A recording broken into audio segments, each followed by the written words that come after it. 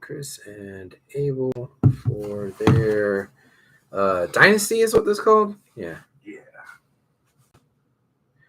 Dynasty.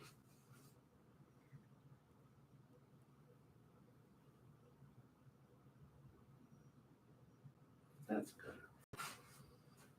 Oh, no, not the Bank of America app. YouTube. All right, let's see here. View channel. Me. What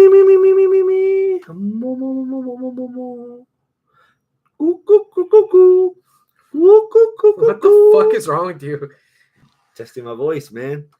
Been having a shit voice for the last couple of weeks. I feel like I've been perpetually sick since I came back from London. I finally get over my sickness from London, and then I come back from Philly, and I'm fucking dying, bro. So you could say that you're down with the sickness. Get up, get up. Come on, get down with the sickness.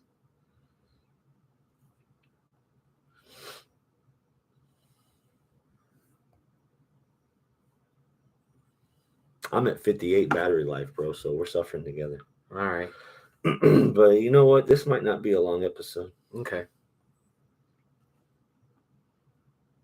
I'll try my best to make it entertaining, though.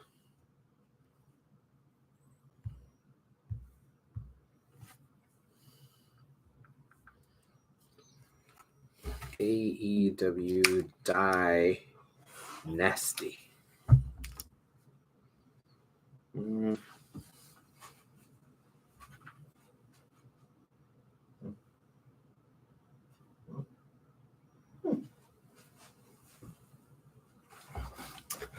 Thank you for updating the logo. Oh yeah, Mm-hmm. You got tired of Undertaker going, "What the fuck?" Bro? Mm-hmm. Yeah. Once I find a good Will Ospreay photo, I'll put that there.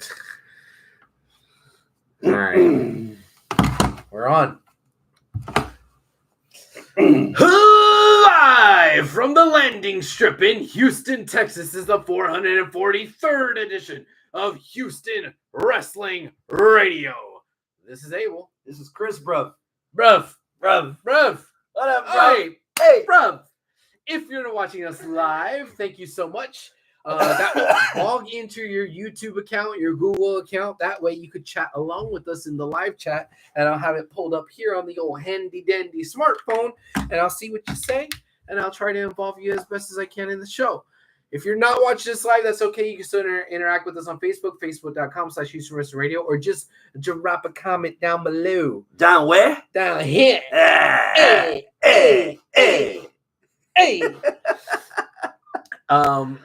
And don't forget to like, subscribe, hit the bell. That way you can see when we go online and all that good stuff. Mm-hmm. So yeah.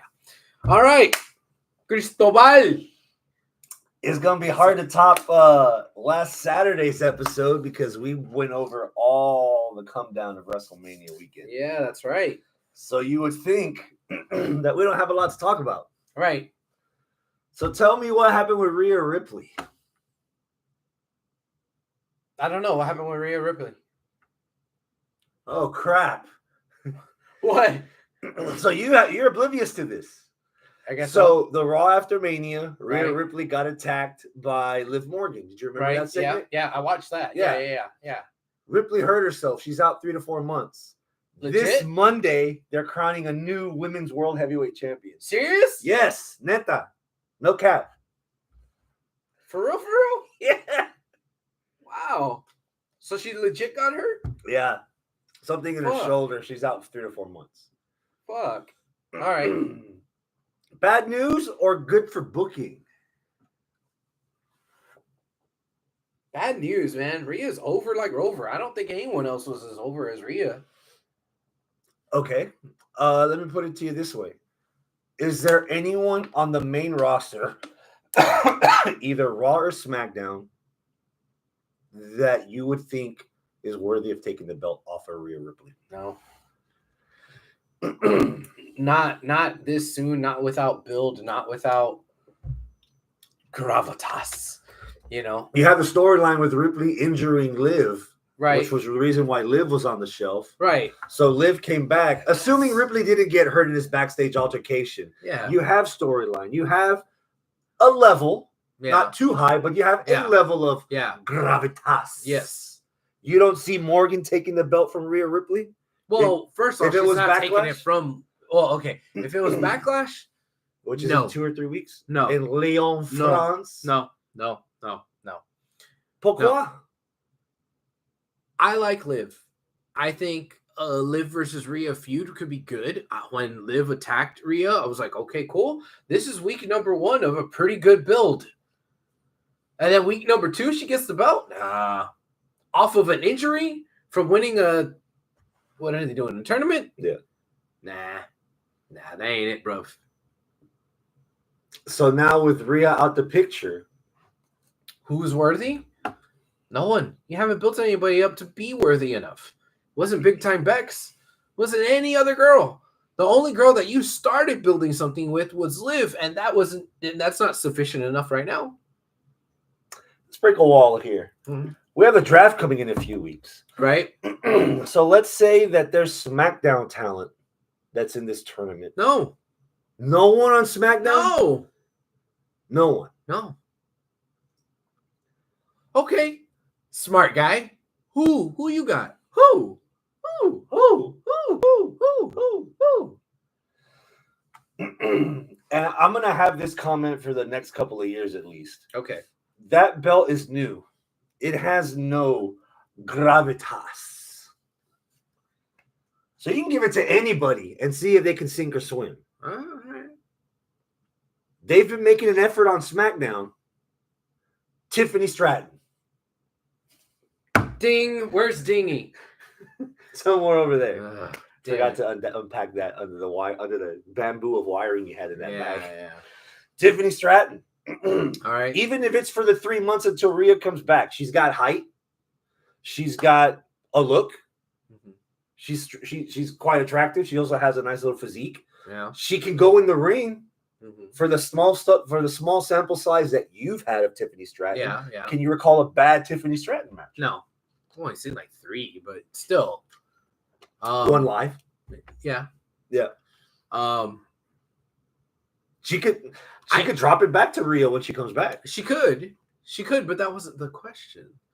The question is, who is worthy of taking the belt off of Rhea? Okay. So Now, assuming Rhea wasn't injured, there's no one ready. No one is ready. You barely started putting the batter together. The cake wasn't even in the oven yet for We're still Liv. mixing. We're still mixing. So Liv. 3 matches, and Liv finally takes it on the 3rd match. Okay. Depends on the bake. Yeah. Right? Mm-hmm. It could have worked. Mm-hmm. Still, I would even argue the same thing for your person. Stratton. Sure, why not? Yeah. But right now, week number 2, nah, bro. I feel you. In that sense, I feel like it's a blessing in disguise. Rhea hasn't had a lot of matches, but she's been consistent on television for a while now. Yeah. She was due a break. It sucks that a lot of wrestlers that need a break or are due for a break are forced or have it forced upon them. Right. Unlike Becky. Yeah. She's got a new book out. She's doing a little tour. She gets to be a mom, be at home with the baby. Seth lost both the belts. Well, Seth lost the belt, but lost both nights at WrestleMania. Did his job in putting Cody over, cementing Cody. So now they got a couple of weeks or a month or so they can do the whole family thing. Yeah. But mostly people get on break because they get broke. Sheamus returning from neck injury, looking like he ate Sheamus. But he took that break not because he wanted to. It was thrust upon him. So if the booking didn't have a finish line written as to where Rhea's reign would end, even if you want to come back to it later and do another chapter of Rhea's reign, that gives them time to figure out, all right, 3 to 4 months, let's put someone on TV every week and either have them hate them or have them be like, hey, this could actually work. Yeah. With the injury now, I believe you're in a weird spot with Liv Morgan because The optics don't look right. Liv injured her. Not just that. Well, yeah, because Liv injured Mommy. Mommy's in a still considered the heel stable in Judgment Day. Mm-hmm. She gets cheered.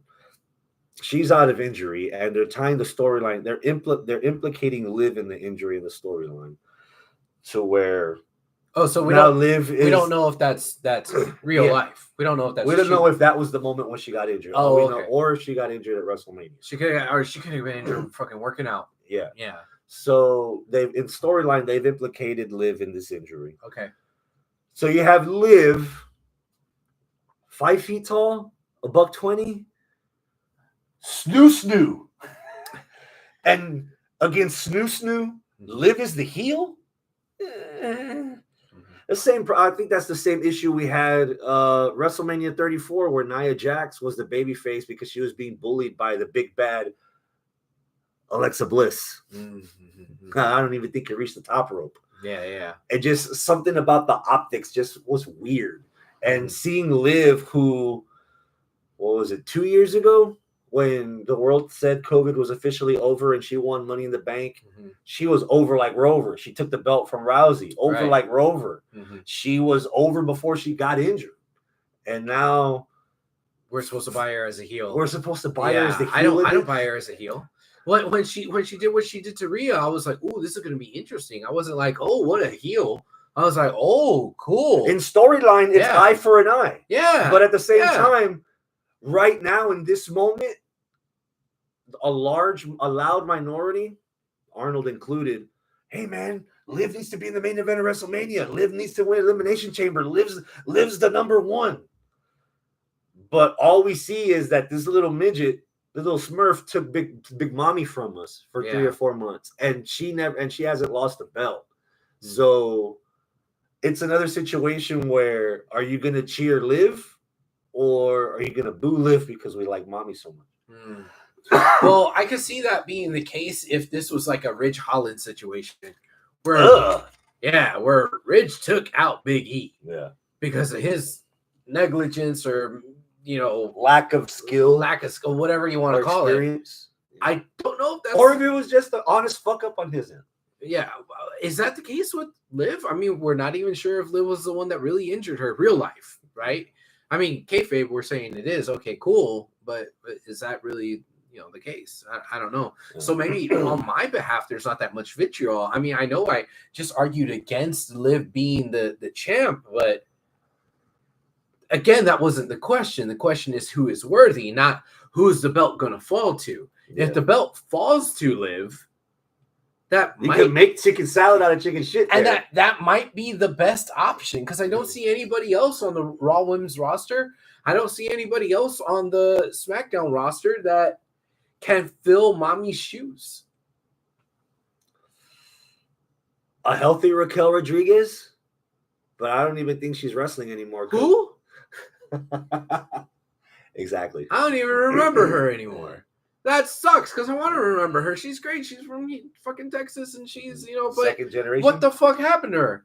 Yeah, we know she has these health issues, but she can't just show up out of nowhere and then just you. I mean, well, that's what Money in the Bank is for. You can just show up out of nowhere, take the briefcase. I mean, I guess so. I mean, I guess technically you're right, but I mean, if we're talking about, okay, let me back up. Maybe the reason why we're kind of getting lost in this argument is because some people are maybe seeing Rhea's reign as less dominant, because that reign is overshadowed by Gunther's 666-day reign and by Roman's 1,000 whatever day reign. Mommy's reign wasn't like something to scoff at, something to sneeze at. She really put a lot of prestige into that title. She had a really good fucking run. She is the most over woman in all of WWE. I don't care which belt it is, if it's the Raw or the SmackDown belt, the new one, the old one, whatever. Her fucking reign was badass. She's the leader of the Judgment Day. That's been badass. She's been doing such a really good job that I think she's added a lot of prestige to this belt that sometimes we might be looking a little bit past. I know you said you're okay with giving this belt to somebody just to see if it sticks kind of thing. But again, the question was, who do you think could beat Mommy. I don't think anybody can beat Mommy. Okay, well, who's going to fill in her shoes? I don't think anybody is worthy to fill in her shoes, but somebody's gonna. All right, now if the question is who's it gonna be, yeah, fuck it, give it to Liv. Again, yeah, I agree. Well, so I'll say this: her reign has been okay. It hasn't been really good, other than the feud with She didn't even name me a feud that she's had with a woman that lasted 2 to 3 pay-per-views. No one. You Because know why? it was Because sporadic. she's killed them all. Because one, it was sporadic. She made the belt prestigious because she was more popular because her involvement with the Judgment Day. Right. But that doesn't necessarily mean that, oh man, that's the best women's title out of all of them. But I think the longevity and her popularity added to that. When we're talking about the Judgment Day was probably the most dominant stable in WWE for the last year. If you know, I mean, you could argue the Bloodline, right? But the Bloodline story was just like so. It took a dip, and it came back up with the Rock show. Yeah, and then if you talk about the Bloodline's dominance, they were fighting amongst themselves a lot. And I know that they were teasing a lot of that with Judgment Day, but it never got to that point, right? It still hasn't. That doesn't mean it won't. Right, but I'm talking about past tense, right? Past tense, Judgment Day has been on top. Yeah. And who's been on top of Judgment Day? Mommy. Yeah. You know why? Because Mommy's always on top, right? And she, when Finn and the boys didn't have a belt. Why do you have a scrunchie when you have no hair up there? Don't worry about it. When Finn and the boys don't have a tag belt, or when Damian didn't have the title and was just running around with the briefcase, who was the one that had the gold in the group? Mommy. Who had the most interesting storyline out of the Judgment Day? Most of the time, Mommy. With Dom. That's why. Okay. Yeah. They're adding a women's North American title to NXT. All right. There should be some kind of match or tournament coming up soon for that. You confessed to me that you only watched Dynamite last night. So give me your match of the week for AEW. My match of the week for AEW is the main of last night. Ospreay and Claudio. Yes, bruv. It was an international affair. Oh yeah. I thought it was a very good athletic match. A lot of nice little counters. The counter to the swing. Yeah, that was cool. Awesome. Yeah. Claudio knowing that the hidden blade was coming and able to get out of the way was really cool, and that was really enhanced by the commentary. So yeah, that was good. Now, I don't think I'm going to want to say that it's anything beyond a match of the week candidate. I'm not even sure if it's the match of the week. I even have another match of the week pick. You want to hear that one? That's going to be the trios match from last night. So Daniel Garcia, Penta, Pac versus basically the new elite. Yeah, the new elite. Yeah, the EVPs and Kazuchika Okada-san. Hi. I thought that was a good match, man. It was fun. I get it that a lot of people are like, the Bucks, right? I don't like their character either, but I think that's what we're supposed to feel. But I still didn't mind them in the ring. And I kind of enjoyed seeing Okada in the ring. And Danny Garcia face humping one of the Bucks. Fuck. I'm surprised that made it through television, bro. I think they should have blacked that out. That was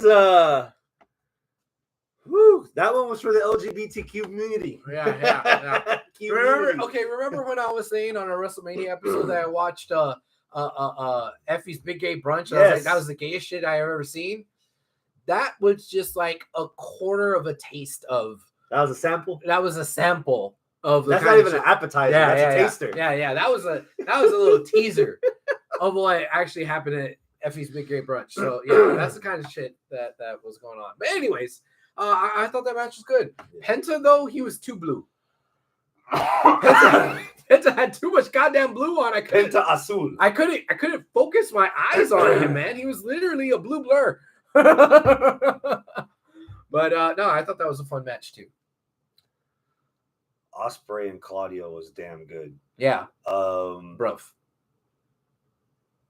Kind of liking the fact that they're actually making some kind of emphasis on their catchphrase, where the wrestler is the best wrestle. Yeah, that's a good way to end the show. Yeah. I'll tell you something that I did like from Dynamite. What's that? The segment with Hook and Jericho. Ding! Yes. There was a lot of different stuff there. Like they went off the wrestling norm of what you would expect if we've been watching wrestling for 20, 25 years. Yeah, yeah. You would expect Hook to have this long 5-minute diatribe facing back at Jericho about his family or whatever. All he said was, nah. And Jericho kept yapping, and Hook was like, nah.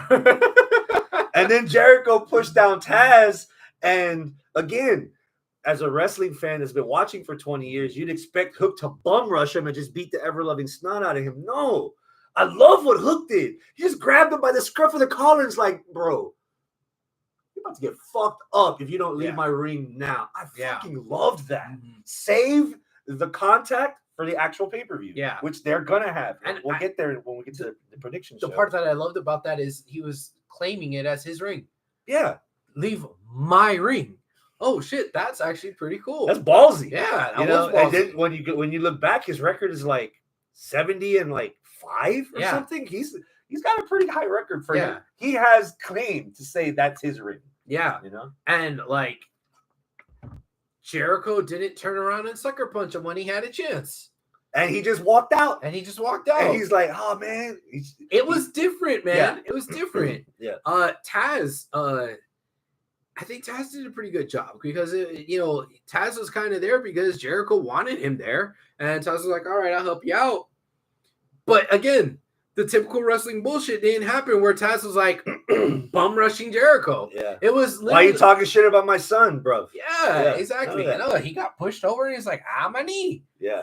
And commentary put over that he's had a bad knee the last couple of years. So I'm not expecting a Taz return to try to even things up with Jericho. Yeah. So it was different. I liked it. Yeah. I think they did a very good job on the advertising side of things where damn near every segment on the show was relative to the pay-per-view this weekend, and they reminded you with the little quarter chyron in the corner, like, this is the match pertaining to what you're looking at now. This is what you're going to see on Sunday. It was constant. It was consistent. Yeah. Like, if you're watching AEW, you fucking know there's a pay-per-view on Sunday. Yeah. That being said, there was something that I noticed on Dynamite that I did not like. Share. You were giving away all of the matches that you're talking about that's going to happen on Dynasty on Collision and Rampage. Yeah.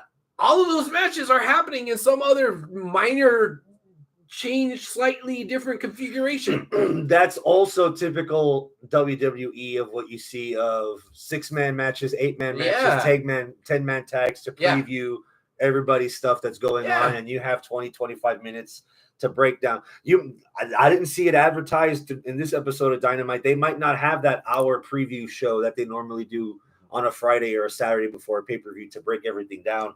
So this might be their opportunity to let fans know, hey, this is why the Young Bucks and FTR are doing their third match. This is why Pac and Okada might be that good. The bunkhouse match with Powerhouse Hobbs and Takeshita against Claudio and Danielson. Yeah. That's going to be a fucking bang. There's some must-see television on Saturday. Yeah, there is. Well, we're going to go over it, but I kind of already spilled it.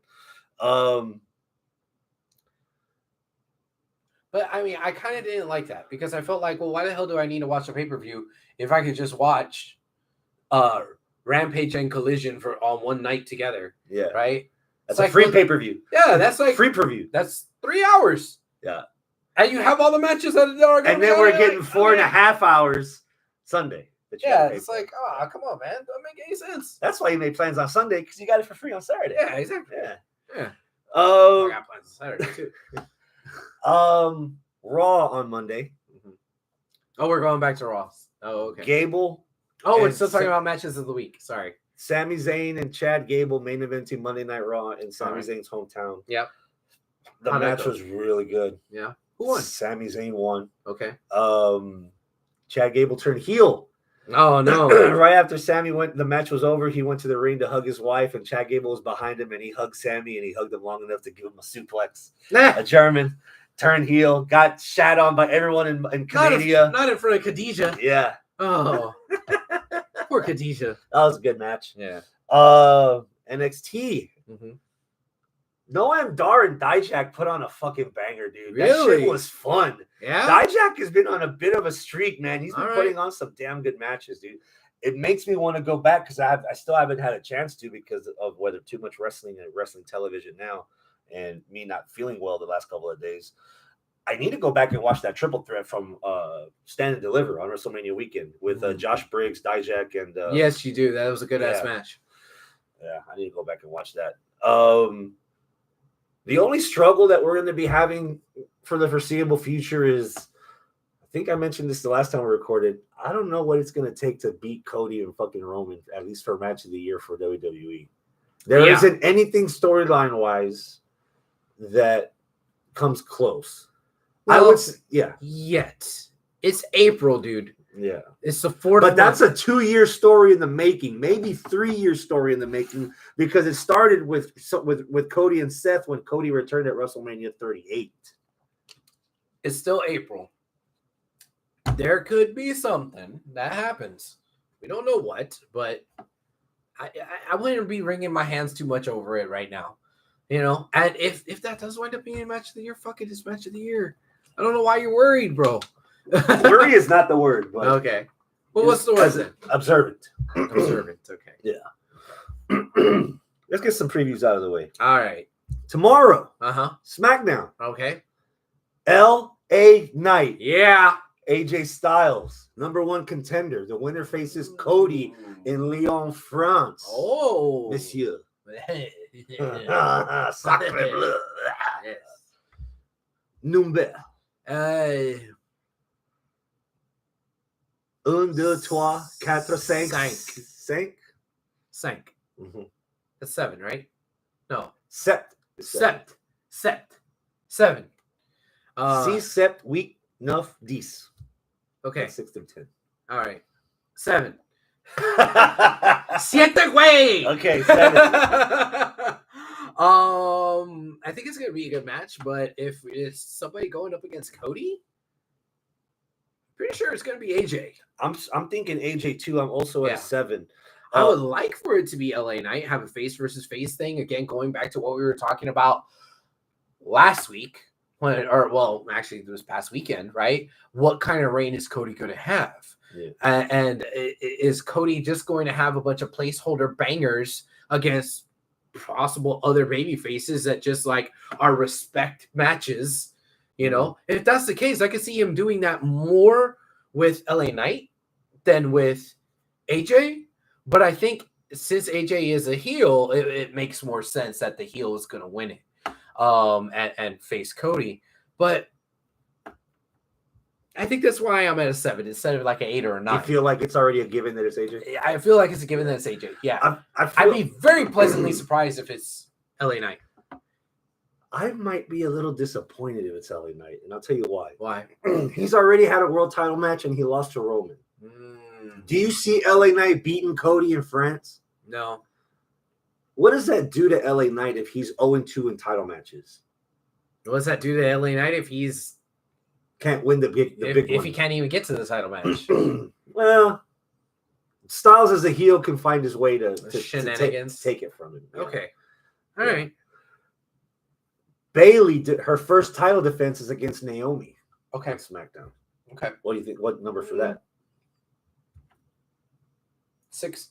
Goddamn. 6 also. Yeah. Again, I feel like this is too soon for Bailey to lose. Bailey's not losing this at all. Yeah. Bailey's not losing. Here's the other thing that struck me kind of weird. Unless they're pushing it unless they're saving what I'm bringing up for the pay-per-view. Yeah. So Bailey came out, her promo, and Tiffany Stratton comes out. Okay. And she's like, I want a first shot at the belt. Okay. And she's like, well, I'm sorry. I already promised the first match to Naomi. Stratton beat Naomi like 4 minutes on television. Why is Naomi getting this match first? They wound up having a match on television, but Good point. but I mean, if you're saving Tiffy time for France, then okay, I could buy it. Or if Stratton comes and interferes in this match and then they run it back, but as a triple threat, I kind of get it. But in the moment, this match, I'm not that interested. I'm on paper, it's going to be a good match. Bailey and Naomi have put on some great matches together, so it's a 6 for me. But as far as what's going to happen, I don't. There's Bailey's winning. Yeah, obviously, yeah. That's Friday. Saturday, AEW Dynasty. What match are you looking forward to the most? There's 10 on the card. Daniel Bryan versus Will Ospreay.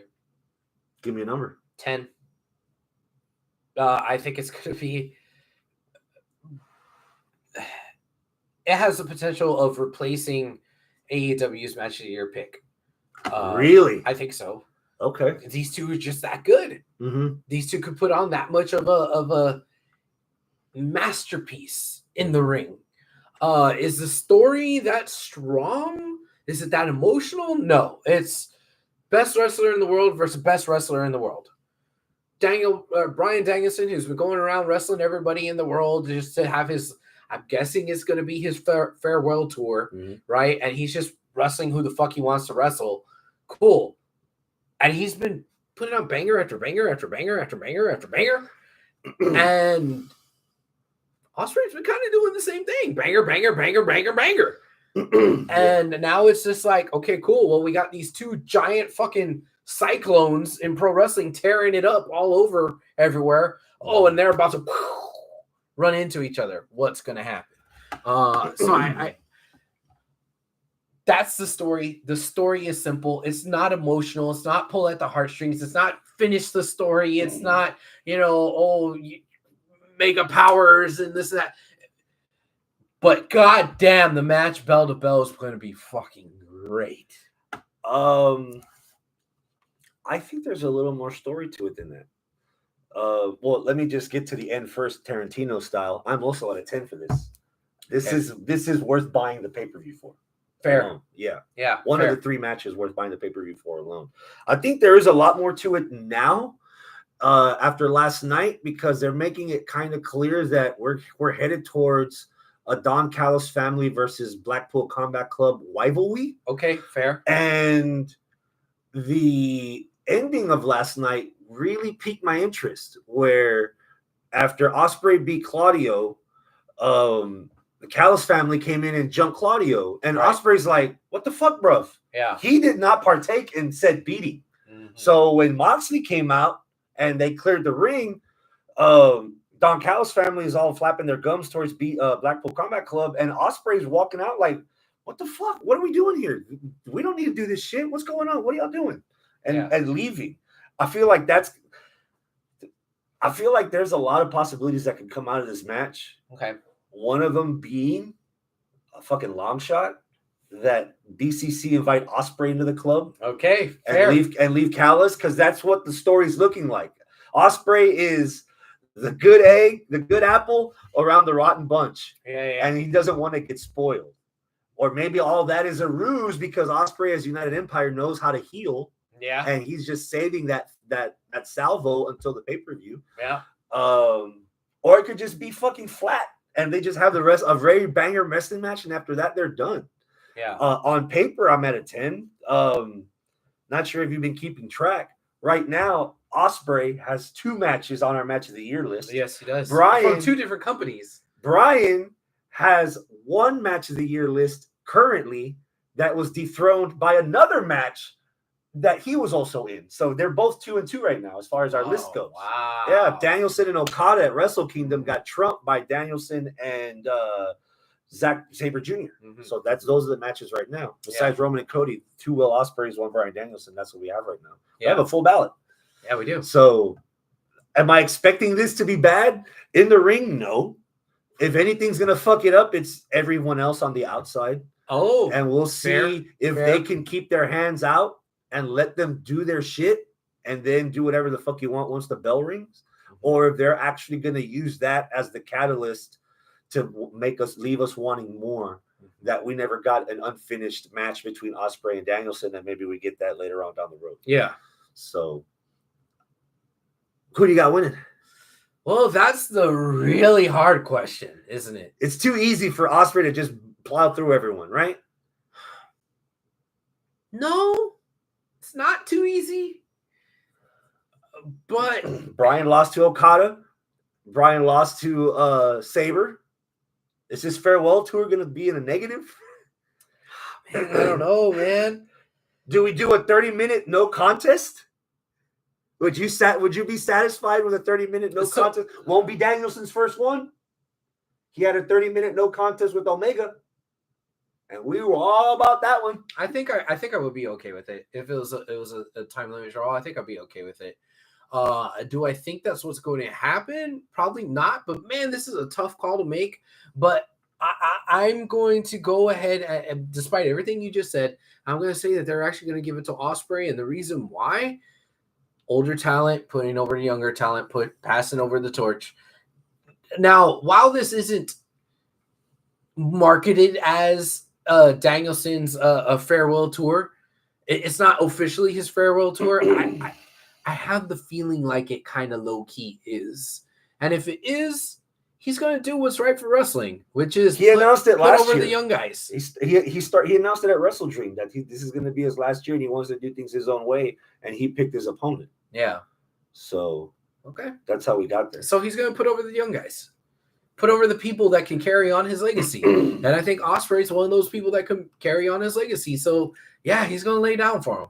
Would this take up a lot of Danielson's time or a lot of Ospreay's time if they do 2 more matches after this?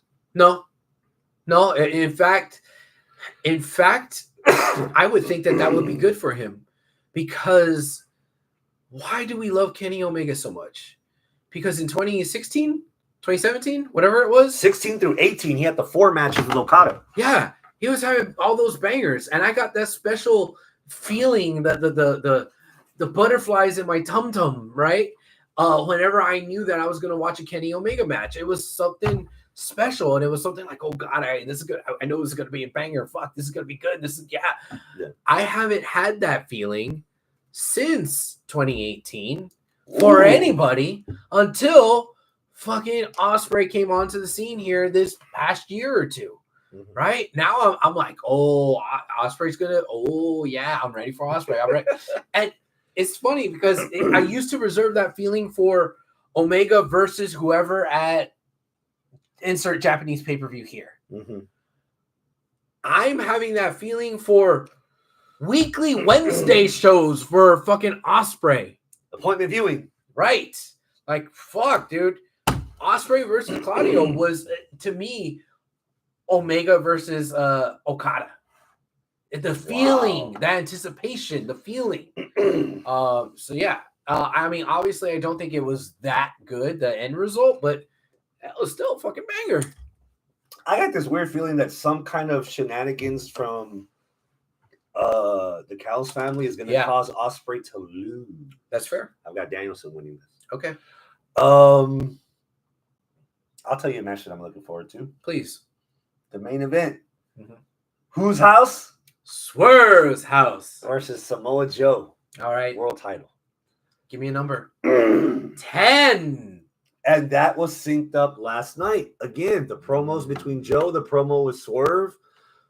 I never would have seen that. It's weird that we're having these not redemption stories, but like seeing the other side of people.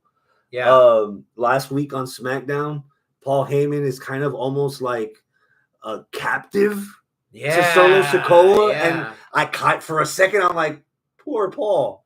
In 25 years from ECW to now, the first time ever I feel bad for Paul Heyman. Yeah. And then last night, Nana's been beaten up a lot. This is the first time I felt bad for the fool. Joe was about to eat him alive. Yeah. Like Joe does. Yeah. Just like when Joe choked out Heyman when he was feuding with Brock. That's the only other time I felt bad for Paul. And I'm like, damn, we're actually feeling sympathy for people that have been causing a lot of shit and turmoil in the last 18 months in the company. Yeah. Wow. I'm dude.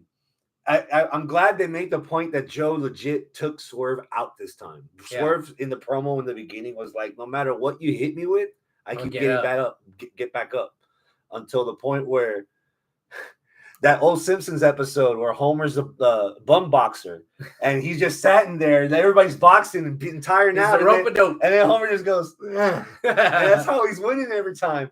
I'm thinking that's the plan, where Joe just gets tired out and Swerve hits him with some. Dude, that stomp that he did outside the ring on top of all the security and landed on his feet. That was so that brutal. Sold me. I'm like all in now. Brutal. Yeah. Between those two matches, that alone is worth the price of admission. Yeah. I think I am also at a 10. Yeah, I'm at a 10. Who do you got winning? I was thinking about that because I there's a lot of stuff on television I had to catch up on. Dark Side of the Ring, X-Men 97. You apparently watched all of Fallout. No, I didn't. Oh, I haven't, but it's a popular thing to ask. Vice has a Pluto TV has a show called Icons, and they're doing the Icon. It's a 6-episode series, documentary series, and they're doing it on the Batman movies. And I saw episode 5 last night. This week coming up is the season finale, and it takes a deep dive into Dark Knight and the Dark Knight Rises. So they're going to talk a lot about Heath Ledger's acting and his passing and him winning the Oscar and getting into that. Yeah. So today I watched the second half of Dynamite, and I saw the Swerve Joe stuff. Dude, I'm all in on that feud. Yeah. And I was thinking while I was watching the match, let me get back to what I was trying to say in the first place. Yeah, who do you got winning? Joe will have held the belt for about 4 months because he won the belt at the end of December at World's End. Right. 4 months. I don't think I would consider him a transitional champion. Yeah. He would be the first guy to set the precedent of having a belt with that short of a reign. Normally, the people that have won the AEW title have held it 9 months to 12 months. Yeah. I think AEW is still wearing the black eye and sucking on the pacifier after the CM Punk interview and the aftermath of showing the video. Let's bring up something positive about AEW. We're 2 for 2 on 10 rating matches for the first 2 matches that we're talking about. Yeah. Let's shine some positive light on this brand. Give the fucking belt to Swerve. Give it to Swerve. Give it to Swerve. What have you got to lose? Yeah. He's over. He's over. You could definitely play up our first African-American champion. You could play that up. And when it comes to Joe, God damn it, Joe did the right thing during the fucking all-in stuff. Mm-hmm. And God damn it, Joe deserved to be rewarded by giving him that title reign that he probably wouldn't have had, right? Mm-hmm. He wasn't a detriment to the show. But he is the one last hanging on, not on purpose reminder of that. So if he loses the title, it kind of goes away. Okay, fine. We can start sweeping this under the rug, like how you should be doing, or how it should have been done, or how it should have been done, or years ago with Hanger. Right? Let's sweep that shit under the rug, right? And that's the last that we can put this behind us. Sorry, Joe, but it's okay. Joe, you're gonna have other reigns probably, right? You've had a great career. You had a good enough run, and you were rewarded for what you did. Cool. And he's the Flair of our generation. He could lose 100 times. We're still going to chant his name. We're still going to think he's a credible threat. We're still going to like his promos. We're still going to buy his merch. We're still going to watch his segments. Yeah. He has no negative momentum by losing this belt to Swerve this weekend. And law of reverse momentum. Law of reverse momentum. Momentum. Okay? Yeah, easy for me to say. Who was laid out at the end of the night on Dynamite? Swerve. In his own house. Yep. So, all reverse momentum says he's going to win the title. I do also find it kind of interesting. I think this is the first time on AEW television that they mentioned Swerve's military background. Right, because they're turning him babyface. Yeah. I think that's the last little... He's like pointing in the babyface direction. Yeah. which is what his Killshot character was based off of in Lucha Underground, right? Yeah. So And it's his cool. and his storyline with Dante Fox, with Yeah. AR Fox. Yeah. I'm totally opposed to Swerve. I'm totally for Swerve winning the belt. Yeah. Do it. Pull that trigger. Do with him what you kind of fucked up with the Acclaimed, when the Acclaimed should have won the titles The first time. Now you made it right and it worked enough, but you should have struck while the iron was hot with the Acclaimed. Maybe Tony learned his lesson and we'll do that with Swerve. How hot's the iron now with the Acclaimed?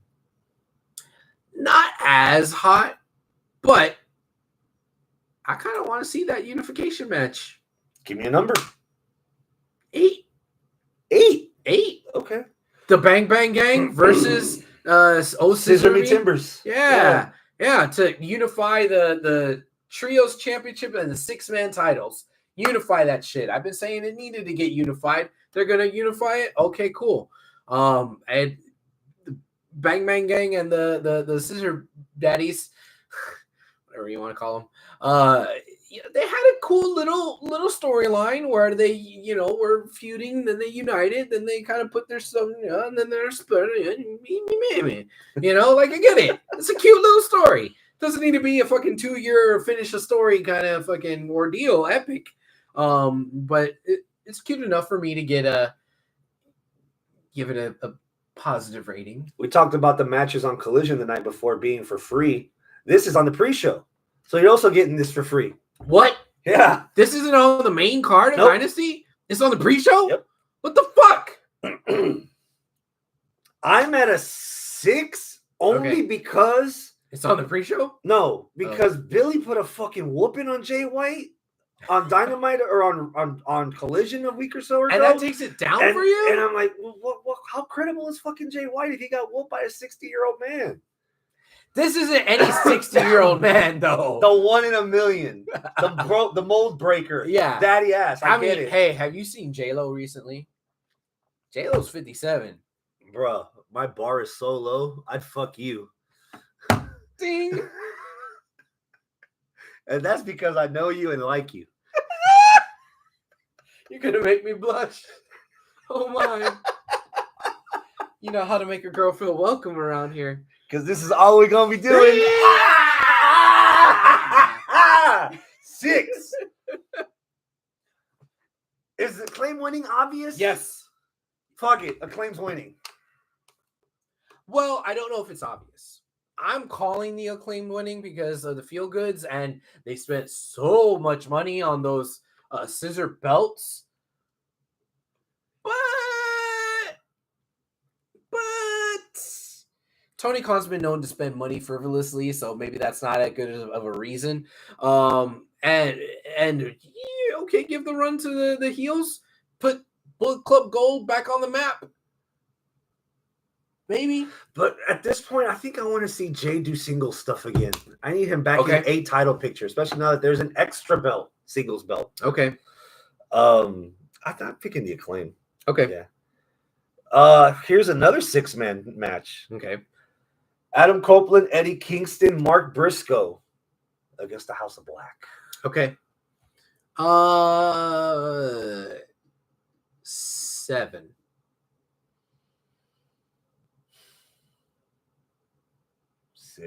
6. I really like the House of Black. Everyone knows I fucking love Edge. I fucking love Eddie Kingston. Mark Briscoe, okay, cool. I got nothing but good things to say about him too. So new Ring of Honor World Heavyweight Champ, right? So there's a lot of good stuff going into this match, but I'm still at a 6 because this kind of almost feels like out of nowhere. This should just be Edge versus Alistair, and that's it, right? Because he's been taking Mark versus Buddy Matthews would be a fucking banger. Yeah, but that's not where the story is. Because Edge has been the one that's feuding with the House of Black. The original story began with the House of Black taunting Mark Briscoe because he didn't have anyone to call on his own, to rely on him. Yeah, and that's why they brought in FTR and Mark Briscoe against House of Black, and we had the cage match. And all that stuff. So the original story has been Mark versus House of Black. How Edge and Eddie Kingston are getting tied into this, I don't really know. Oh, excuse me, Adam Copeland. Sorry, Adam Copeland. You could make 2, possibly 3 decent singles matches for Collision or for Dynamite with any mixture of those 6 people, right? And which they did this past Monday. Well, not other people. It wasn't a singles match. It was an intergender match, but Edge and Brody was fun when it was, just Edge and Brody. Yeah. But then when, Willow came out, no shade against Willow, but when Willow came out, that's when there was shenanigans and whatnot. So and they didn't even last that long. Yeah. Partly because they're working around Julia Hart's injury. She got injured last week, so it was short. And even then, Julia looked good in that little altercation with Willow. Yeah. Dude, Willow looked good doing the fucking cannonball on Brody. Oh, yeah. Now I want Willow and Brody. I want Willow to just cannonball me like that. Hey. Yeah. Throw that ass in my face. Why not? Woo. Leave a couple of Hershey's Kisses on your forehead. Yes.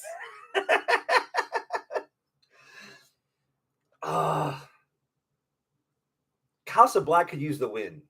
A hodgepodge of faces. Yeah, you're right. I'd give it a HOB. Okay. Yeah. Now, is that too many losses for Kingston, though? Apparently, he is still the New Japan Television Champion. Right. Yeah. Okay. But I think he lost a little bit of steam for me. No, man, he's great. What? Hook versus Jericho. FTW rules, FTW title. I can't believe I'm saying this, but 9. Story driven? Yeah. It's like we've been bisected here. We're doing the same grades. Yeah, I'm at a 9 for this. I'm at a 9, bro. This is probably the most interested I've been in Jericho in a while. This is the most interested I've been in Taz. I'd have Taz guest referee this shit. Still let him do commentary. But okay. what I'm really waiting on with Taz is to have him break and be like, you leave my son alone, right? Now, he doesn't necessarily need to go out there and fucking whip ass and put Jericho in the Taz mission and all that stuff, although that'd be kind of cool. Taz mission is kind of low impact for him anyway to do. But, like, I was waiting for him, and I know we gave all the flowers to that promo, but I was waiting for him at some point to say, hey, that's my boy you're talking to, I mean, that hasn't happened yet, so maybe that'll happen in this feud, either at this match or a little bit later. Yeah. That's the one moment that I want, the father and son moment. I would probably venture to guess that I have Hook winning this match, and then I have Jericho like maybe cutting a promo in the ring or somewhere backstage before the show or something, and just Taz be like, look, he's beat you twice. Leave him the fuck alone. Yeah. This chapter's done. Go somewhere else. Yeah. Go tour with Fozzy for a year and a half and stay away from television. Yeah. I've got Hook winning this. I'm at a 9. Okay, cool. And you have Hook winning. I think I might have Jericho winning. Imagine Jericho holding Taz's old title. That's stirring the pot, man. Now, that furthers the plot. The only downside, and I don't know, tell me if this is a downside or not. The only downside is that to resolve that story, Hook has to win that title back, and that means Hook will be a 3-time FTW champion, and then he'll be the only person to ever hold that title 3 times. Because that technically doesn't matter because it's not considered. It's an outlaw title. I know it's an outlaw title, but they mentioned that. Yeah. They mentioned it that the only person to ever hold the title twice is Hook and Taz. Mm-hmm. Well, if he does it thrice, is that too much? Is that too much for Hook? No, because he is Taz's son after all, right? So it's okay. Yeah. Okay. So yeah, Jericho wins, loses the title. Hook gets it back eventually after I don't know, maybe 2 matches. They drag this out a little bit over the summer. Mm-hmm. Jericho makes Hook. Kind of like how does he make him any better than Hook is already? No. How Punk was supposed to make him. Remember? Oh, send Hook. Right. Yeah. Remember? Yeah. Remember? I remember. Okada versus Pac for the Continental title. I can't believe I'm going to say this, but 9. I love Pac, the bastard, whatever you want to call him. I love him. Fuck, dude. And I thought I wasn't going to like this version of Okada. I think I remember saying either last episode or 2 episodes ago that I was like, I'm not sold on Okada and AEW because we all saw what happened with Ibushi. And maybe the Japan Elite, the New Japan Elite, and I don't mean elite as in like all elite wrestling. I mean the top tier of wrestlers from New Japan look at AEW as their retirement home. I was like, oh, maybe that's why Okada's coming over here, get a little bit of payday, have a lighter schedule, and White, and Ospreay, and not really and half-ass it, treat it as a retirement home. And Shibata. But I don't think that's what's happening with Okada. It seems like we might be getting a very full-assed Okada, not a half-assed Okada. And while I've always thought that Okada was a little bit more bland than I would have liked him to be, I know that he could put on fucking bangers with the right people. So, and he's probably the most solid English promo from anyone that's come from Japan that doesn't speak English as a primary language. Correct. Yeah.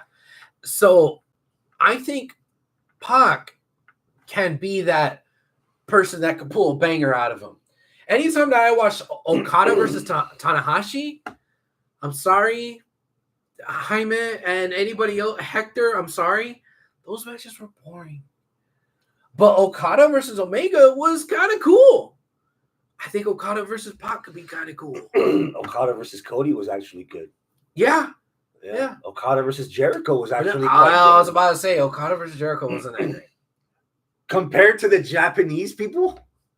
Okada versus Jericho wasn't that great. I'm at an 8. All right.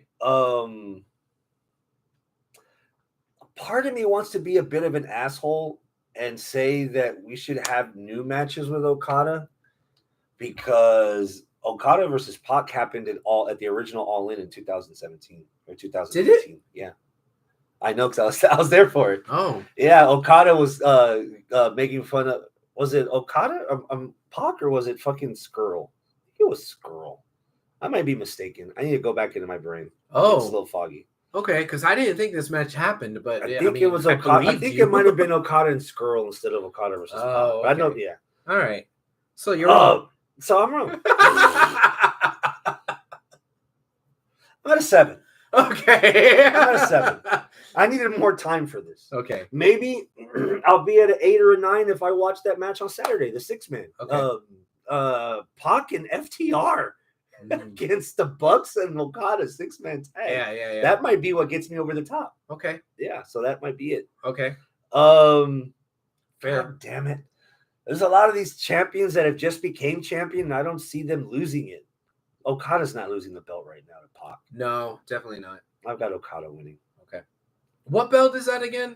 The Continental title. Continental. Yeah. Yeah, he's not losing that. Julia Hart versus Willow Nightingale for the TBS title. 6?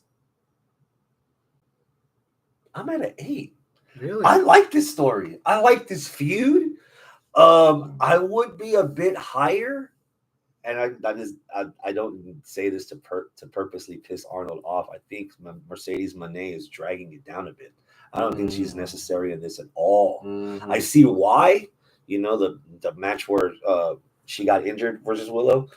The fact that this is kind of all secondary right now because whenever we try to focus on Julia Hart and Willow, here comes Mercedes out to do her little dance and flash her little hands and remind us that she's not wrestling until Double or Nothing. So the rankings mean butt fuck nothing. Right. She cut the promo yesterday that she's gonna be at Double or Nothing competing for the title because that's when she's gonna be better.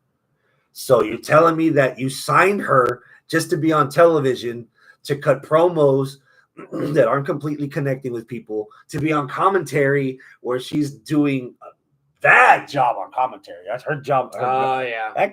Oh, man. They were throwing softballs at her and she was whiffing. Yeah. Bro, her value right now is sinking by the week. Yeah. Without actually putting her in the ring and actually having her wrestle. And you're telling me that she's not cleared until Double or Nothing time, we're not going to watch this girl wrestle. We're not going to see what should be her biggest positive is actually having banger matches. You know, you contend to this day, Sasha versus Bayley at TakeOver should be our match of the year. So she's capable of having great matches. Yeah. She's main evented with Charlotte pay-per-views for a streak there. But that's always put up in front of what's actually been a consistent and a long-term story with Willow Nightingale and Julia Hart, which as a wrestling fan, I like both of them for completely different reasons. Right. So I'm invested in this. I want to see them wrestle without the topping of Monet on it. Yeah, and I think that's kind of what brings me down to a 6 with this one, because I don't think the story has anything to do with those two. It's really more about Mercedes and what's going to happen with her. And I don't want Mercedes on commentary. I don't want Mercedes interfering in the match. I don't even want to look at her through this match. Right. I want to see them for 15 minutes. I'd rather see Willow and Julia. Exactly. But also, the other thing that kind of brings it down for me is Julia a little bit, because the injury or the she could be or she couldn't be. They're still going. She's hurt. Match. She might be hurt. She might not be hurt. Even if she's not hurt, she's still a little on the green side. Like, we love the character or the Stevie Nicks thing where she's starting to do gothic Stevie Nicks. Yeah, the gothic shit. Like, I thought it was pretty cool, but it wasn't. I don't feel like she was ready to be 100% super serious wrestler. I wanted her to transition into wrestling a little bit slower. And right now, I think it feels like they did she's just a ballet who could also wrestle all this time, apparently. But we know that the real truth is that she is still kind of learning what she's trying to do and whatever. It doesn't help that there's not a lot of women on the rosters that she can have matches with to help her wrestle better. Yeah. Like, who'd they give her? Red Velvet? They gave her Abaddon. Mm-hmm. They did Statlander. That was the only good one. And that also, before anybody calls me out on this, I like Julia's character more than enough to overlook what I mentioned earlier about the optics of puny heel. Big face. Big face. Yeah. But Julia's got stuff that I think, for me personally, it supersedes all that. Yeah. I'm not into Liv as much as that. I wasn't into Alexa Bliss as much as that to supplement her match with Nia Jax. But this is the exception to the rule. Okay. I would go so far as to say that for a split second, I believe Zelina Vega when she wrestled Rhea Ripley in Backlash. Yeah. There was enough story and the heritage and being in her hometown and the chancla. They're like, you know what? I'll give this a shot. You know, so that's the way I feel with. But we don't have any of those other intangibles with this match. Yeah, no. Yeah. Okay, fair. I'm hoping it's good.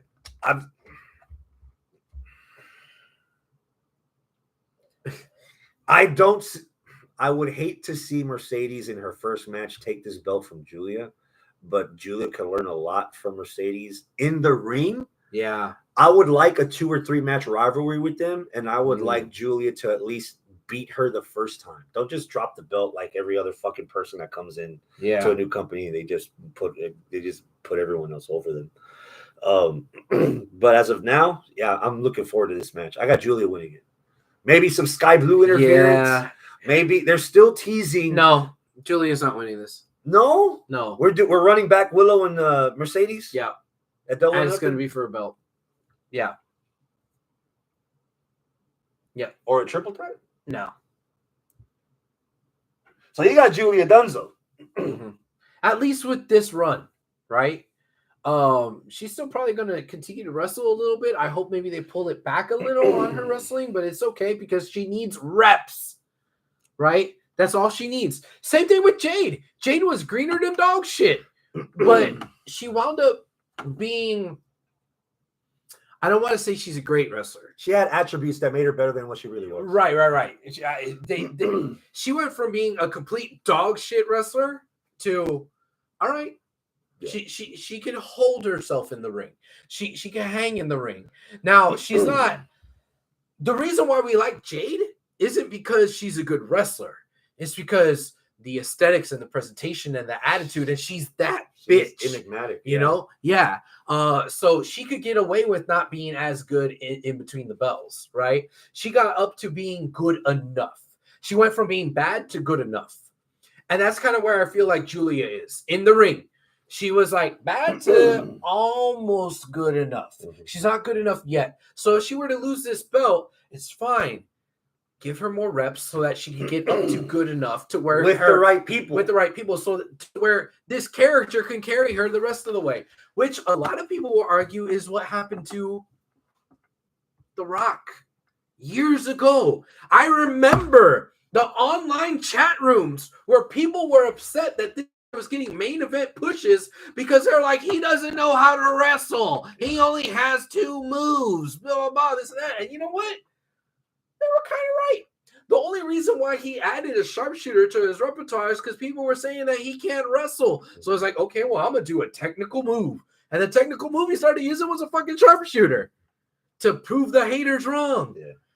He's still not a technical marvel in the ring, but what made The Rock great? Everything else. Everything else. Goddamn, he was Presence, a great talker. Promo. Yeah, charisma. He was Timing. risen it. Yeah. He was risen it up, man. Mm-hmm. Yeah. Just as an aside, if you're talking about having Julia Hart get some reps with people that can wrestle, what if Tony Storm, timeless Tony Storm, decides to take a job in her first horror film? What are you talking and about? we get Tony Storm against Julia Hart. Okay, yeah, sure. Why not? I like it. Speak of the devil. I thought you meant Tony Storm versus Abaddon. Oh, fuck no. Tony Storm versus Thunder Rosa for the women's title. What are you thinking? 7, and I feel like I'm rating it higher than I should because I have a special place in my heart for Thunder Rosa. This should probably be closer to a 5. Apparently, she cut a bomb-ass promo on Collision last week that I didn't get a chance to watch. Oh, me either. That won people over. Okay. I feel like in your analogy, I don't think there's enough time. It hasn't been enough time in the oven for this to cook properly. I think another 2 weeks, maybe. Or if my dumbass watched the episodes that I'm missing to fill in the gaps that we need. Yeah. You know, because they have so much television now. On paper, it looks like it's going to be a great match. I'm at a 7.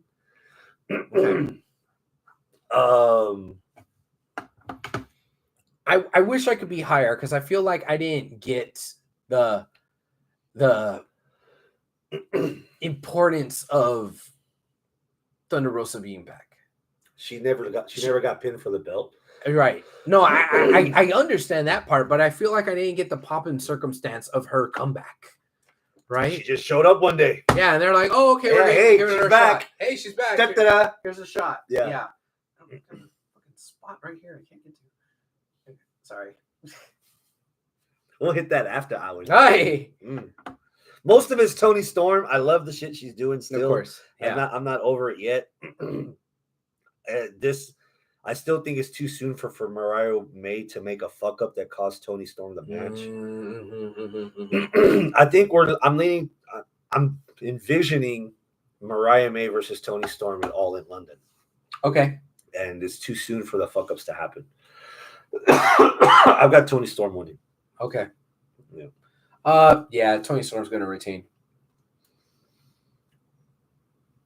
Here's one that came out of nowhere, at least for me, at least on Dynamite. Because again, if they're doing the brand split and they're having people only on Collision, I've been MIA.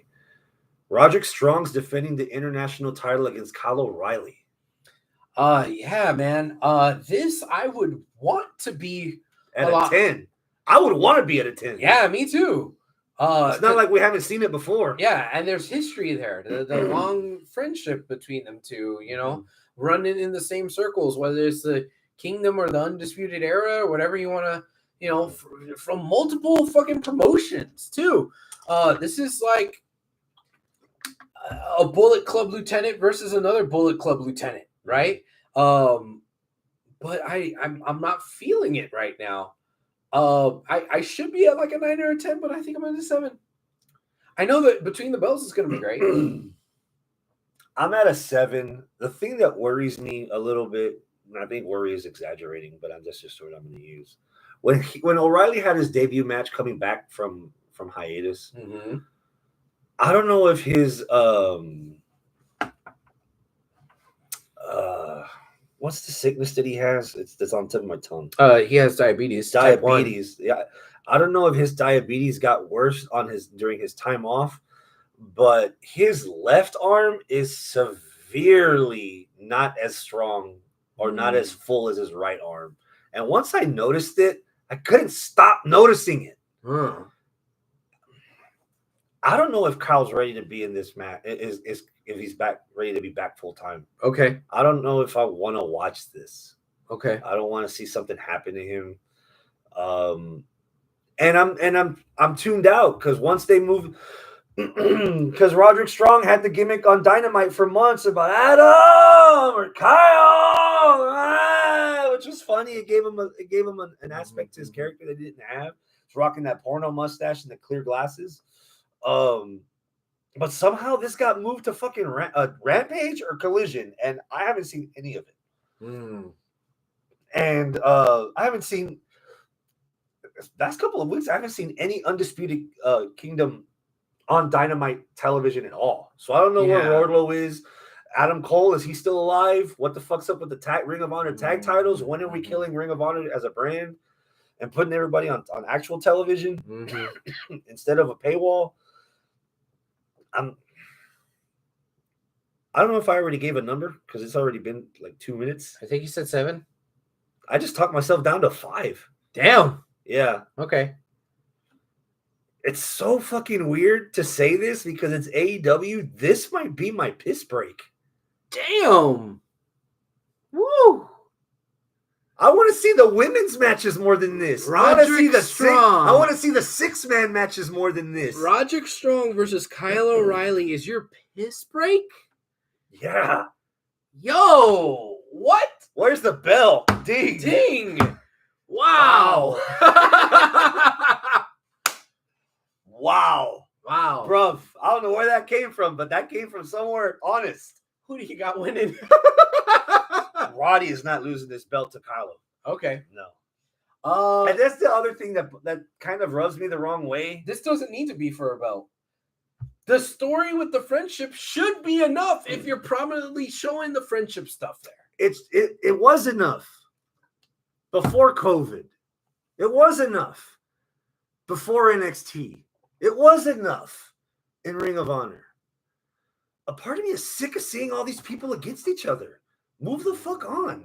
Even in NXT, when Adam Cole and O'Reilly finally had their grudge matches and O'Reilly was 2-0 against Adam Cole, I'm like, great. This is the time for Kylo to finally have a singles run with a title in NXT or get called up in WWE. What happens? He leaves because his contract expired and he want to go with the rest of his friends. And then what did they do? Instead of giving Kyle O'Reilly, there's a lot of people in AEW that we think can have a singles run, but they keep putting them in teams or in groups, and you're just the sand's running out of the hourglass, bro. Yeah. You know, where's Keith Lee's big run? Oh, we all are big fans of Keith Lee. I still am, but where's his run?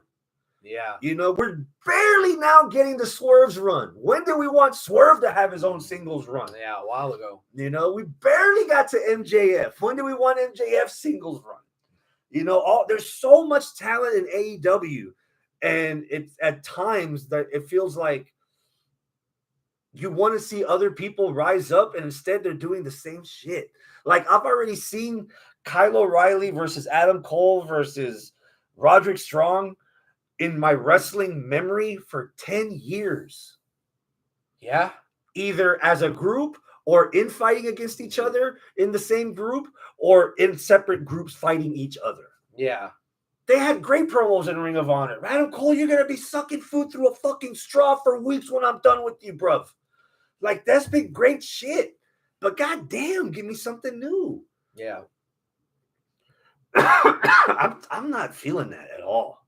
Damn. Yeah. And that's before we get to the fact that the whole Undisputed Kingdom's arrival went over like a fart in church when MJF dropped the belt to Samoa Joe. Yeah, a lot true. of that. You started on a bad foot when Cole had a bad foot. You kept fucking going. Yeah, God damn. dude. Tell me when I'm telling lies. But Nalgas.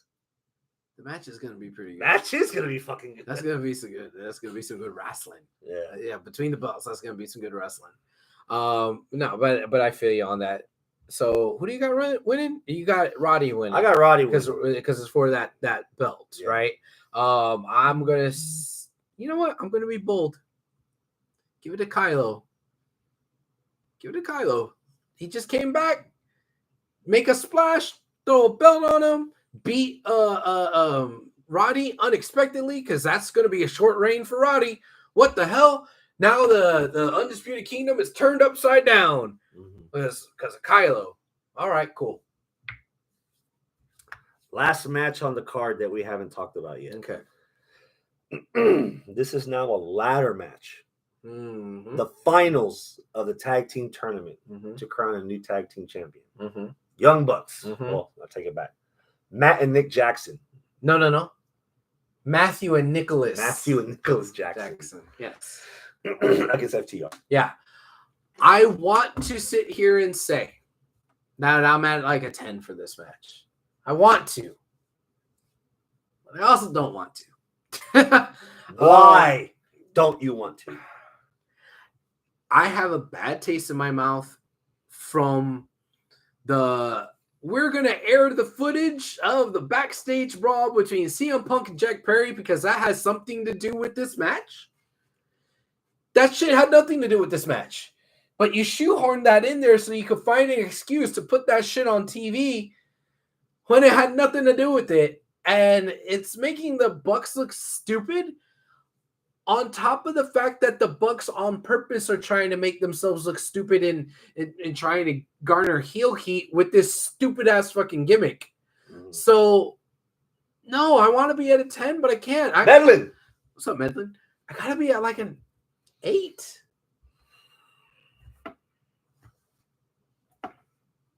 On paper, this should be an 11. Oh, you're one up in me. You're saying 11, not even 10. On paper, it should be an 11. Okay. But goddamn, they can't let shit fucking go. Yeah. I completely agree with you.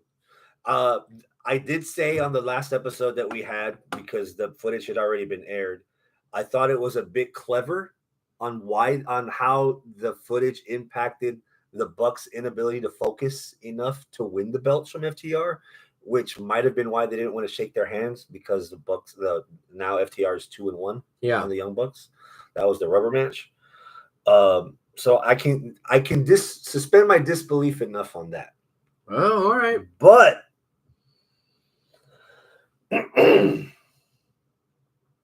I'm still not a fan of this, whatever the fuck EVP stuff with the Bucks is, because I don't see.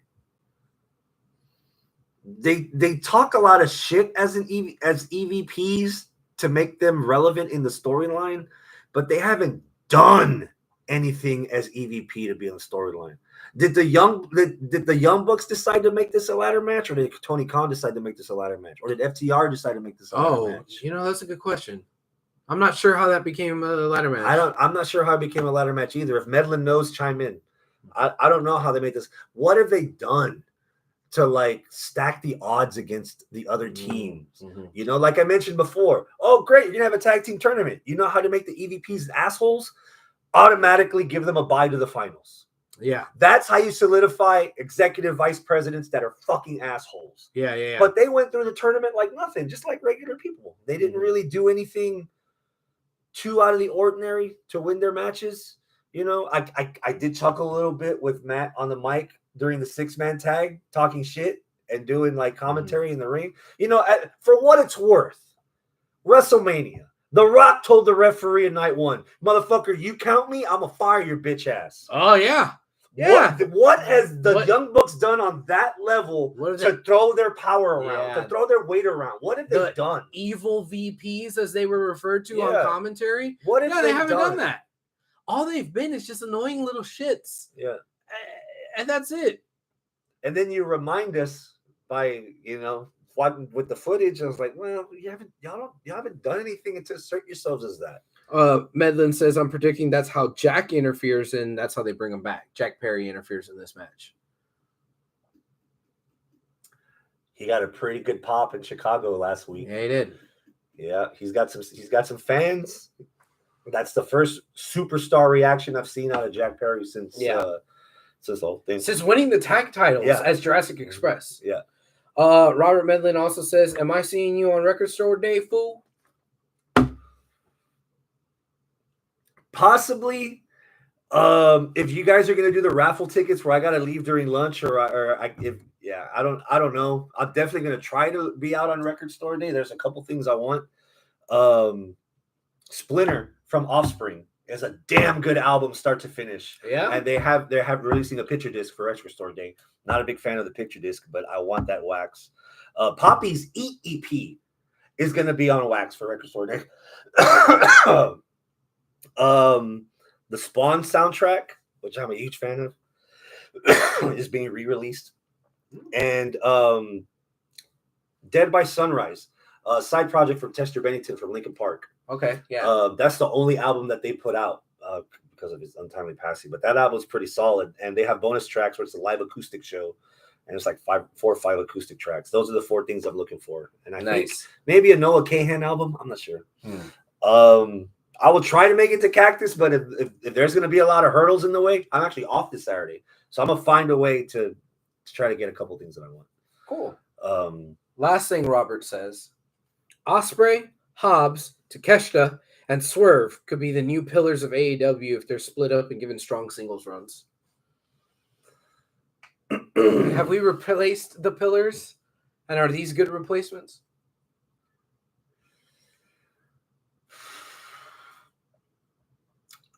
Ospreay, Hobbs, yeah. Let's start from the beginning. Okay. I'm hesitant on Ospreay because he's not as young as he looks. And he wasn't built in AEW. Yeah. Right? He's not an AEW homegrown. I think that was part of the whole pillar gimmick. You were built in AEW. Yeah. So I think I just said yeah, but I think I just talked myself out of it. Ospreay, nah. You can kind of say the same thing about Takeshita because he's been wrestling in Japan. You could kind of say the same thing about Swerve. But Swerve made himself in Lucha Underground. Hobbs is really the only one that fits that criteria if you're being very specific about homegrown. I would slide Takeshita in because I know Takeshita from AEW. I don't know him from all the other stuff. I know Ospreay from his great career in New Japan. Yeah. Swerve. Lucha Underground. A lot of people tend to forget his Isaiah Swerve Scott run in NXT. Yeah, that's true too. So we might have to come back to that. I think we tried this a couple episodes ago. Did we? We'll come back to that. All right. I'm at a fucking 8 because on paper is balancing out my personal feelings towards the Young Bucks. Or my skewed, jaded wrestling feelings towards the Young Bucks. Yeah. Hi, Mark. But this could. I'm always I try to be optimistic in wrestling. Mm-hmm. It's hard, but I try to be.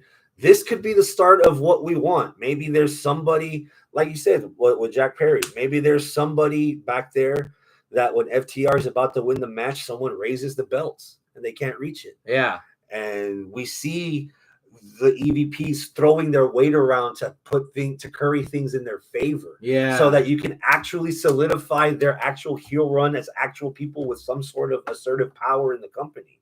You know, it just the match on Wednesday when they were backstage, it was like, oh, we're gonna cut this video package short because we're running over, but we're gonna do this and this and this, and they walked out and Tony Khan's right there sitting there. Tony Khan runs everything.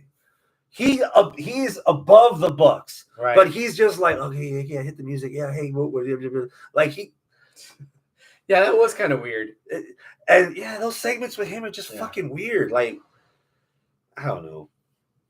Yeah, I'm at an 8 mostly because I know what the teams are capable of, and you're gonna throw ladders in the mix. Okay, fine, give it to me. But there is a lot of room for growth with the idea of Matthew and Nicholas as heel EVPs, and they need to start showing it because if they're gonna win the titles with Okada as the new elite, I'm not gonna be carrying a lot of interest in that. Okay. Yeah, I think something else that they could do that's going to help them a little bit. Get rid of the name the Young Bucks. That's what. Yeah, from the moment they went to Matthew and Nicholas, they need to ditch the whole Young Bucks. Yeah, shit. yeah. They did Matthew and Nicholas, the EVPs. Mhm. That's it. That's all I need to be called. Yeah. Yeah. All right. That is a show. Overall, give me a number. Fuck, the positives are outweighing the negatives, so I'm going 8.5. Yeah. I had a couple of 10s, a few 9s. I don't think I had anything below a 5. Mhm. Fuck, I might have to go with an 8. Mhm. Yeah. Run down the competition real quick. Well, somewhat competition real quick. Why is that? What are you saying? This week coming up, week 1 of NXT Spring Breakin. Oh. 6-man tag, the D'Angelo family against No Quarter Catch Crew. D'Angelo family, that breakout tournament for the men, one of the guys was like an Italian lawyer. He's part of the group. Oh, so Lord, of course. I know. Sol Ruka against Blair Davenport. This Sol Ruka chick, man. I've been showing you some of her clips on our Messenger group chat. She's different.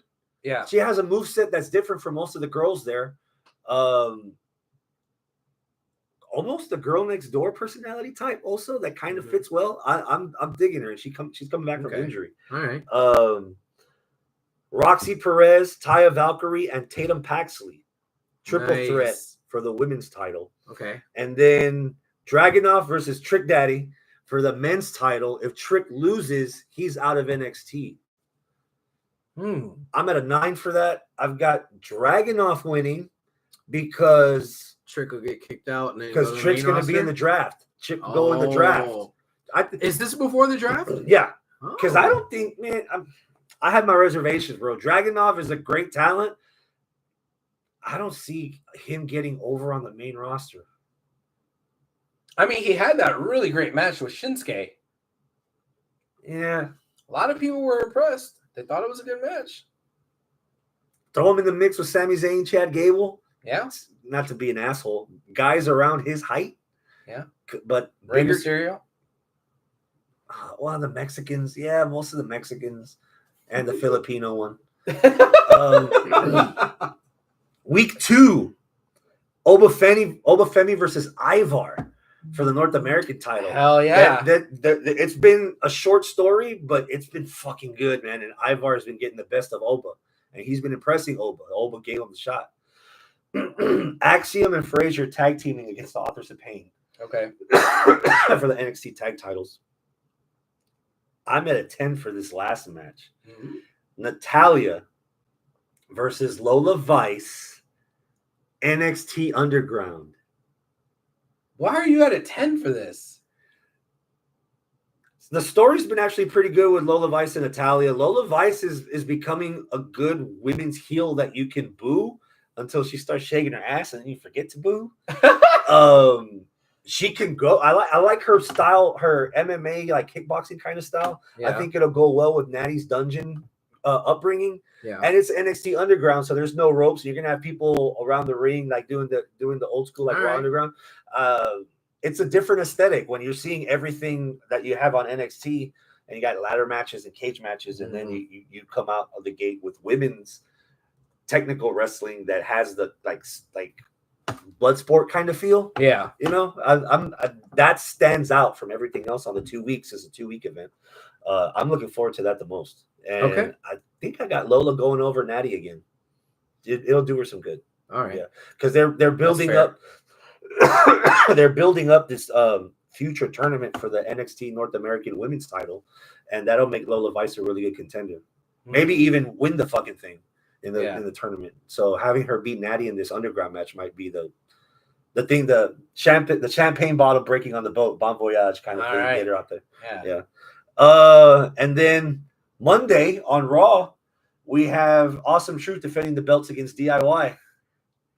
Yes. Yeah. Yes, that's gonna be good. You missed you didn't even get a chance on socials to watch the promo video where they gave them the new belts? No, I didn't see that. Oh, I just saw the man. picture of the new belts. R-Truth is like, oh, you falling for this too? Triple H, he's like, yeah, what's his face? Scrap Daddy Adam Pearce and Triple H are here. They're giving us a Triple H. That's Tommaso You Ciampa. that's exactly what he said. Oh, God. I know that was said. Yeah. I know that was said, but I didn't. Triple H is like, here are the belts. They're yours. I'm gone. you broke them on camera. That's fucking classic. Yeah, man. As far as predictions, I believe that's mostly everything. All right. Do you have anything? You got any plans coming up? Oh yeah, still. Friday, June the 7th or 6th. I don't know. Whichever day is a Friday between the 6th and the 7th is Riot Wrestling Federation. UPW is coming back at some point. Not sure when. I don't know the date yet. When I have the date, I'll let everybody know. That's my scheduled appointments as of right now for ring announcing / commentary. So come on out on that Friday. I can't remember if it's the 6th or the 7th, but the first Friday of the month in June, basically, is the next Riot. So yeah, gotcha. Mm-hmm. That's a show, bruv. That's a show. Yeah. All right. Well then, adios, my friends. Keep it classy.